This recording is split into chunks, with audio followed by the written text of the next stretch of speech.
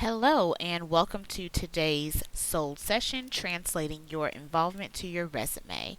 I'm Janelle King, working in the Center for Student Involvement with Registered Student Organization Services.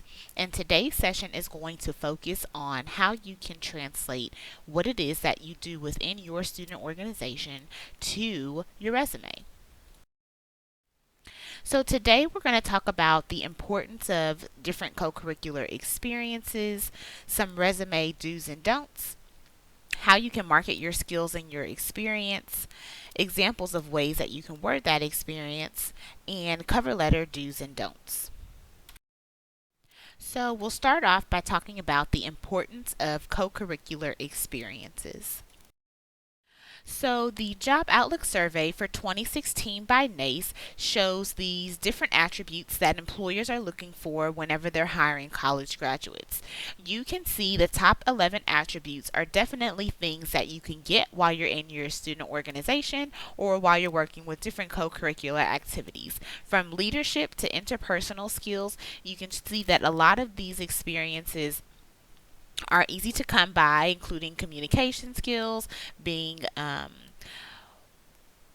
flexible or adaptable, having problem solving skills, or even just taking initiative to work on different events or volunteer for different programs.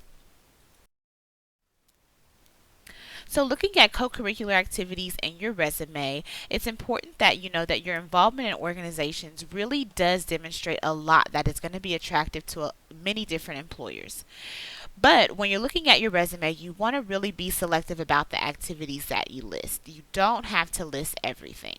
You want to be sure that you're just including those different attributes that are going to highlight a desirable skill, some type of interest or leadership trait that may be really helpful in the job that it is that you're applying for. So now we're going to talk about a few resume do's and don'ts. So, what is it that you're applying for?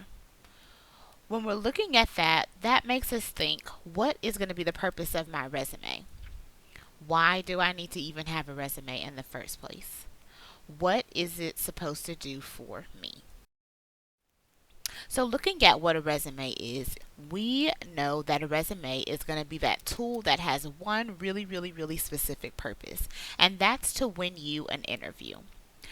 A great resume doesn't really just tell your employer what you've done, but it lets them know that by putting you on their team, they're going to get a lot of really specific benefits based on your experiences that are going to really help their organization to move forward. And looking at a few resume facts and figures, it is shown that recruiters really only spend about 30 seconds looking at a resume. They don't really spend a lot of time looking at a lot of different people's resumes because a job can attract anywhere from between 100 to 1,000 resumes these days, especially with so many job applications being online and easy for people to just import information and apply for. So you want to know that you are facing a great deal of competition, but that doesn't mean that you can't stand out with the resume that you have put together.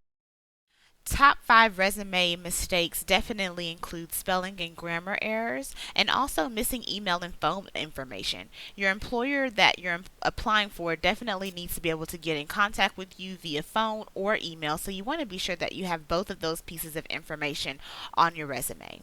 You want to also stray away from using passive language. You want to use action words. You want to be sure that your resume is also well organized, concise, and easy to skim, and that it's not too long. Depending on the type of job that you're applying for or the field, the length of your resume can be modified, and some things only require that you have a one-page resume, and some organizations in different fields will allow resumes that are a lot longer that really tell about everything that you've done in that particular area. So, just depending on what field you're going into, that's going to determine the length of your resume. So, what should you not put on your resume? the word resume as a title. You want to be sure that you include your name as a title for your resume, and also that you put your name on every page, whether that's via the header or the footer, but you want your name to be on each page of your resume so that you're able to always get credit for the experiences that you have done. If your resume ever gets out of order or the pages get mixed up, they're still able to know that those experiences that are on that page belong to you. Also, you don't need to include the reasons for leaving past jobs or your references. Both of these things are going to be most likely put on the actual application, or the employer will ask for it during the interview, especially those reasons for leaving a past job. Then you'll be able to really elaborate and give the best information about why you have gaps or why you had to leave a previous position. Your references are something that will also be included on your job application, and you want to be sure that you get permission to list people as references before you put them in your job applications. As far as your high school achievements go, once you graduate from college, it's really important that you utilize the experiences that you gained while you were in college on your job applications. If you're looking for a job while you're in college, it's perfectly fine to list high school achievements, but once you've got that degree, it's okay to go ahead and let go of some of those achievements that you experienced while you were in high school and utilize and focus on the ones that you gained while you were in college. So, what do you do? You want to be sure that you list the responsibilities or the things that you do and the different roles that you have in your organization. So, then you want to think about the skills that you need to actually complete those tasks. These are going to be called transferable skills. So, that communication, those organization skills, the creativity that you use while you were in your organization, or even the flexibility. So now that you think about what those transferable skills are that you're utilizing in your organizations right now, how are they going to apply in the job that you are seeking? How can you make those connections between what you're doing right now and the job that it is that you're looking for?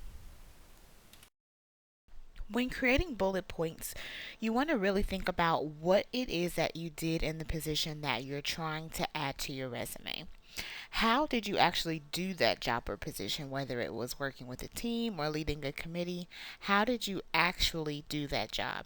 You want to be sure that you include the skills that you use. So, did you utilize communication? Did you use organization skills? And then you want to try to quantify your experience. So, if you were over events or programs, what was your budget? If you were the president, how many members did you have? If you were planning a large scale event, how many people actually came? Those are the things that are really going to bulk up and give you that meat and potatoes that you need for your resume. A few ways that we can look at the wording for some of these things. As far as budget experience goes, you could say, I oversaw an annual movie series with a budget of $24,000. So, with that, that's showing that you have programming experience, that you have leadership experience, and that you also know how to work with a large budget. For supervisory skills, we could say that you recruited, trained, and managed a team of 7 participants for an alternative break trip.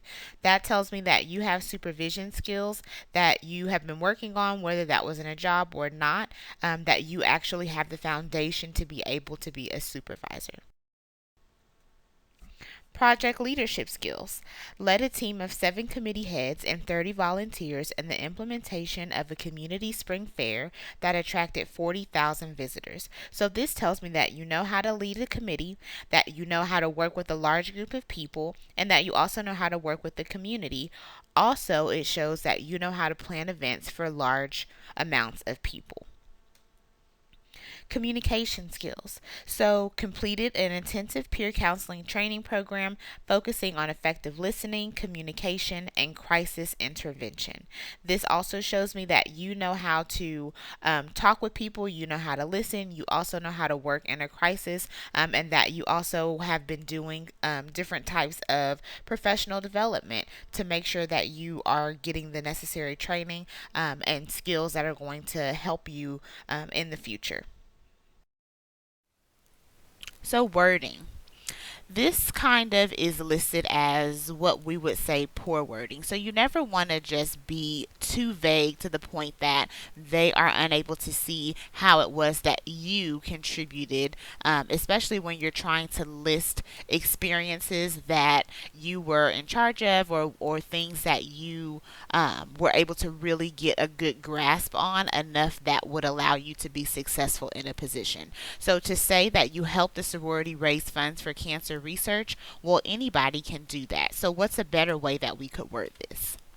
I played a key role in establishing innovative fundraising events, resulting in sorority consistently exceeding philanthropy goals. So this tells me that you know how to go above and beyond. I was a member of the Student Judiciary Board. Well, what did you do while you were a member of that board? I was involved with all steps of judicial process, including investigation, advising, hearings, and sanctioning within the Student Judiciary Board. So that tells me that you actually had some oversight. You actually had some experience with a lot of different pieces of being on the Student Judiciary Board. You were not just a sitting member. This really goes into detail on what it was that you did and how you were involved with the process. I was the team captain of the men's volleyball team. A better way to say that would be I served as the liaison between the coach and team members whilst developing strong time management, communication, and leadership skills. So this tells me that you were actually a team captain, but it also lets me know what you got out of that particular position. You want to be sure that you avoid jargon. You don't want to put any type of university language into your resume, unless you're pursuing a position at a university. You want to make sure that your resume is understandable, especially to somebody that's in the field that you're pursuing. So, for example, if you're a computer lab assistant right now, you want to describe the people that you help as users or customers rather than students, because that is more transferable into the real world, especially the word customer. You want to be sure that you break up any long sentences that are in your resume, because, like we said, you've got about 30 seconds that they're going to take that cursory glance. So you want to be sure that they're able to kind of read in quick bites rather than have to read paragraphs of information to kind of pull out what it was that you said. So, direct management responsibilities over 7 committees and 30 volunteers responsible for budget, fundraising, publicity, entertainment, and promotion of annual spring fair. A better way to say that would be I managed a spring fair staff of 30 volunteers on 7 committees. Scope of committees covered budget, fundraising, publicity, entertainment, and promotion. So I'm able to pull information out of this type of sentence. And if I just want to take the first part of the sentence, or if I just want to take the last part of the sentence, I'm able to still get a lot of context from what it was that they put on their resume.